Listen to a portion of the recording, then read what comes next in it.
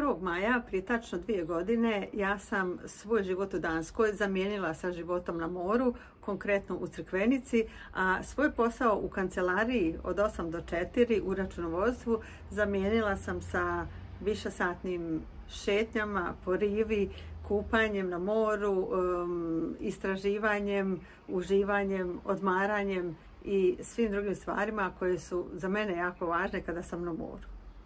I to je bilo ostvarenje mog višegodišnjeg sna, da uzmem godinu dana godišnjeg odmora i da ga provedem na moru. I sada snimam ovaj video sa ciljem da i tebi dam vjetar u leđe i podršku ako imaš neki svoj profesionalni cilj koji možda već odlažeš neko vrijeme, da zaista sada zastaneš, da se pozabaviš sa njim i da napraviš plan kako ćeš da ga ostvariš. Jer ja znam, ima mnogo žena i mojih prijateljica koje uopšte ne vole ni more, ni vrućinu i to je potpuno u redu. Niti bi željele da uzmu godišnji odmor od godinu dana, ali zato je važno da ti razmisliš šta je ono što tebe ispunjava u tvom profesionalnom životu. Šta je ono što tebi daje osjećaj da si uspješna i da si zadovoljna i da na kraju radnog vremena imaš energije za sve druge stvari koje su ti bitne u životu. Jer posao je nešto što je jako značajno u životu svake od nas, koje smo ambiciozne, želimo da gradimo pored uspjeha profesionalnog, želimo da imamo i zadovoljstvo i ispunjenost u privatnom životu. I zato je važno da se bavimo svojom karijerom umjesto da prepuštamo stvari slučajnostima. I sad da se vratimo na današnju temu i tema ovog videa jeste šta sam zapravo radila na Kvarneru godinu dana, šta sam naučila i koje lekcije sam donijela sa sobom ponovo u Dansku. Jer godina dana je prošla, ja sam se vratila, a o tome u sljedećem videu i zato nemoj zaboraviti da se prijaviš na moj YouTube kanal sada kako bi dobila obavijest među prvima. I dakle danas pričamo o tome šta sam radila na Kvarneru godinu dana. U Crikvenici konkretno, jer tamo nisam nikog poznavala i izbor Crikvenica bio je slučajno jer nam se taj grad mnogo sviđao i lako je, da kažemo, doći, pristupačan kad idemo iz Danske, jer je moj muž tada bio na relaciji Danska Crikvenica. Dok sam ja živjela dole godinu dana i nijednom nisam došla u Dansku. I ja sam na Kvarneru provodila vrijeme tako što sam dosta vremena provela razmišljajući o životu, o svom profesionalnom životu, šta želim dalje u svom životu sa 50+. Duge šetnje po rivi satima. Plivala sam od maja do kraja oktobra. Išla sam na rekreaciju redovno i to da sam prvi put zapravo iskusila poluindividualni trening koji imaju u jednom predivnom fitness centru i to samo za žene. Tako da je to također bilo jedno potpuno novo iskustvo za mene. Fitness centar samo za žene i poluindividualni trening, što znači male grupe, 4-5 žena u jednoj grupi gdje smo radili ciljano vježbe za snagu i za zatezanje tijela, što je bilo jako korisno i predivno. A ja inače idem na rekreaciju, tako da je to bilo, da kažem, još posvećenije i još redovnije jer sam imala više vremena za sebe. Zatim željela sam da iskusim sve 4 godišnja doba na Kvarneru i to je jedno bilo zaista predivno iskustvo, jer znaš ono kad dođeš na more 10 dana, 14 dana koliko smo mi obično bili, to začas proleti i to su u nekim ljetnim mjesecima, tako da je ovo bio jedan potpuno drugi osjećaj za mene koja mnogo volim more, koja mnogo volim sve naše gradove duž Jadrana, tako da zaista mi je to bila jedna onako želja i baš sam zavidjela ljudima koji žive na moru tokom cijele godine i mogu da uživaju u pogledu, u mirisu, u tom osjećaju da su pored mora. I živjela sam u jednom predivnom stanu sa velikom terasom i imala sam ovako pogled na Kvarner svako jutro i zimi i ljeti i u proljeće. Tako da i kad je bilo loše vrijeme ili vjetar ili bura, ja sam u stanu, ali mi je cijeli zid u staklu i gledam naše predivno Jadransko more. Tako da je to bilo moje onako jedno veliko opuštanje, jedno veliko povezivanje sa sobom. I iako sam ja otišla da iskusim taj život na moru, da mi se ispuni taj san, međutim, taj život na moru, ta godina dana godišnjeg odmora je bilo mnogo toga više i tu se desio moj veliki lični i profesionalni razvoj. I sad kad razmišljam nazad, šta je to što sam naučila za godinu dana na godišnjem odmoru, pored mora i bez posla od 8 do 4 u računovodstvu.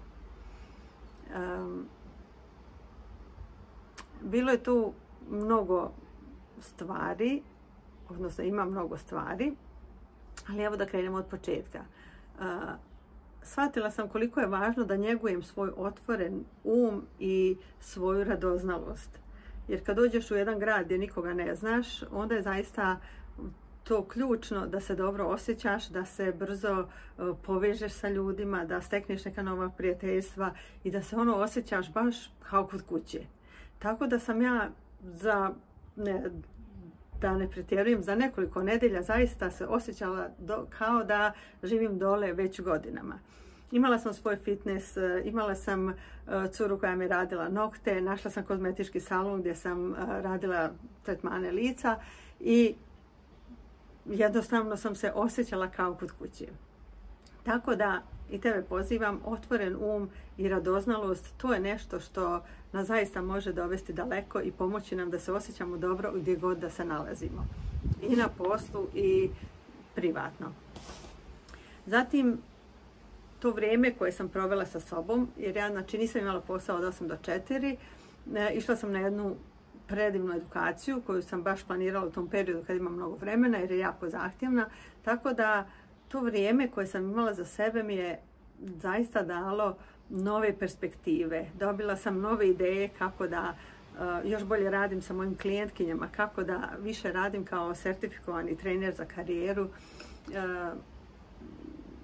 Razmišljala sam kako želim da provedem ostatak svog života, šta želim da radim ostatak mojih godina koje imam na radnom tržištu, a imam ih još mnogo. Ja planiram da živim do 90, a sad mi je evo 54, tako da ja imam mnogo godina u kojima želim da radim, da razvijam nove stvari, da doprinosim i da pomažem i tebi i svim drugim ambicioznim ženama da budete što uspješnije i što zadovoljnije na svom poslu. Tako da to vrijeme za sebe je znači druga stavka koja mi je zaista dala mnogo toga korisnog. Zatim, online način rada. To je za mene bilo potpuno nešto novo u smislu da imam samo online rad. Da radim povremeno sa mojim klijentima, mada i to bilo na nekoj minimalnoj, da kažemo, minimalnom nivou. Znači nisam imala to uživo druženje na poslu, nisam išla u kancelariju svaki dan i to mi je zaista bilo jedno učenje koliko online posao ima prednosti, da ja mogu da se osjećam dobro sa tim, da se osjećam prijatno i da mi je to potpuno ok. Jer do tad nisam mogla da zamislim da ne idem svaku jutru u kancelariju, da se ne spremim, da nemam kolege.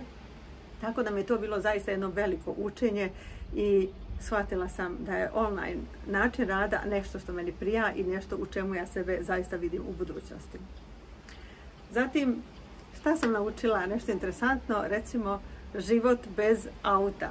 Jer ja sam dole bila bez auta i shvatila sam koliko je to opušteno, koliko je to lijepo. Jer ja ovdje u Danskoj vozim se na posao 40 km u jednom smjeru, tako da sam mnogo sati na autoputu i prelazim mnogo kilometara godišnje. I shvatila sam koliko je to opušteno, mada je bilo trenutaka kada sam željela da odem negdje da nešto vidim, gdje bi mi auto zaista koristio. Ali to sam radila onda u danima kada moj muž dođe u posjetu, pa samo koristili to vrijeme. Tako da eto i to bilo jedno potpuno novo učenje i jedno novo iskustvo. Zatim, prihvatanje da nisam turista, prihvatanje jedne potpuno nove uloge mene u smislu Znaš, ono, kad dođeš na more, ti si turista, izlaziš u kafiće svako večer, izlaziš na večere, muž i ja ručamo pored plaže, večeramo u nekim restoranima i to je taj, da kažemo, turistički način boravka na moru. Međutim, kad sam ja došla da budem godinu dana, ja tu nisam turista, znači u tom smislu i ne mogu financijski da, znači, izlazim po restoranima svako večer i da večeram i da ručavam. Pored toga nisam imala ni društvo za to, tako da je to bilo prihvatanje jedne nove uloge i prihvatanje jednog novog načina življenja dok sam na moru. Tako da eto i ta naša osobina prihvatanja je zaista nešto što možemo da razvijamo i što nam jako, jako koristi.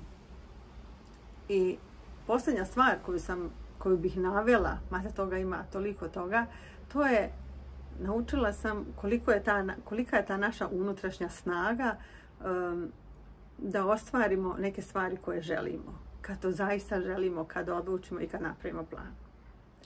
I nakon toga i kad ostvariš to što želiš, kao što sam ja ostvarila, onda ta unutrašnja snaga koja ostaje u nama.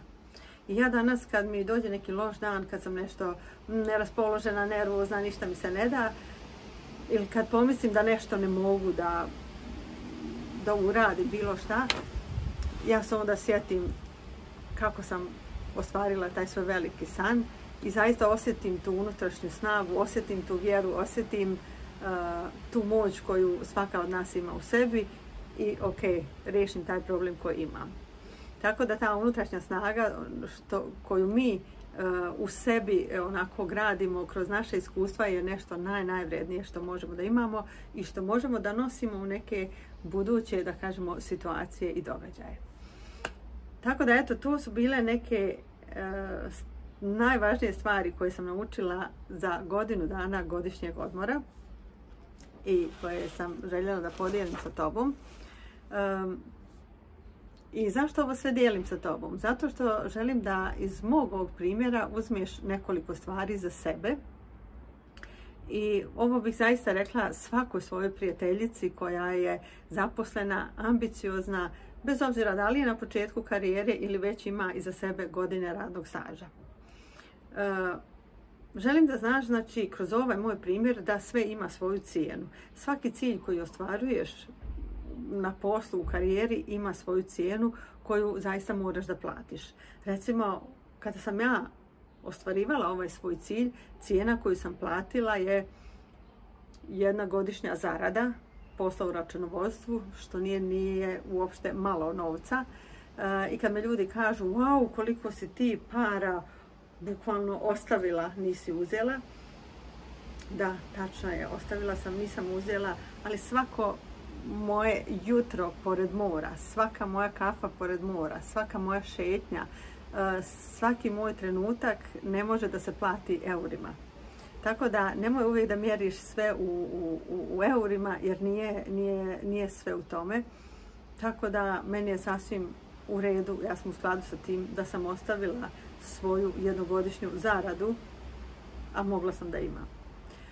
I druga stvar, odnosno cijena koju sam platila jeste da svog sina sam viđala online kroz video pozive umjesto da se viđamo uživo. Moj sin je odrasla osoba, živi samostalno već godinama, znači čovjek, i viđali smo se online godinu dana. Imali smo plan da on dođe u Crkvenicu, međutim, bilo je tu promjena posla, nije pa odgovaralo sa godišnjim odmorom i tako dalje. Uglavnom, nismo se vidjeli uživo godinu dana, viđali smo se na video poziv. I to je bila cijena koju sam ja platila i potpuno sam u skladu sa tim. To je jedna stvar. Druga stvar, voljela bih da razmisliš šta ti zaista želiš u svom profesionalnom životu. Kako vidiš sebe za godinu dana, za 3? Šta je to što će tebe da ispunjava i da se onako baš osjećaš zadovoljno i ostvareno u svom profesionalnom životu? I kad znaš šta želiš, da onda zapravo doneseš odluke šta tačno treba da uradiš da bi ti se to i ostvarilo. Odnosno da bi ti to ostvarila. I kad doneseš odluke, da onda napraviš konkretan plan kako da ostvariš to što zaista želiš. I sljedeća i posljednja stvar jeste dozvoli sebi podršku. Kad kažem podršku, mislim tu na mentora, trenera za karijeru, možda imaš nekog mentora u firmi, u organizaciji, platiš privatno, kako god. Uglavnom, uzmi podršku za sve što želiš da ostvaruješ u svom profesionalnom životu. Jer ja ovaj svoj cilj ne znam da li bih ostvarila da nisam radila individualno sa svojim trenerom za karijeru, gdje sam postavljala cilj, usklađivala sa sobom. Trebalo mi vremena da dam sebi dozvolu da ostvarim ovaj cilj. Tako da, eto, vjerujem da će ti ovaj video koristiti i da sumiramo, podijelila sam sa tobom šta sam radila na godinu dana na godišnjem odmoru, koje su lekcije koje sam naučila i ono što predlažem tebi da uradiš, što bi rekla i svojoj najboljoj prijateljici. Tako da sa ovim završavam današnji video i vidimo se u sljedećem videu, godišnji odmor od godinu dana. A do tada prijavi se na YouTube kanal kako bi dobila obavijest na vrijeme. Hvala ti na pažnji i odvojenom vremenu. Vidimo se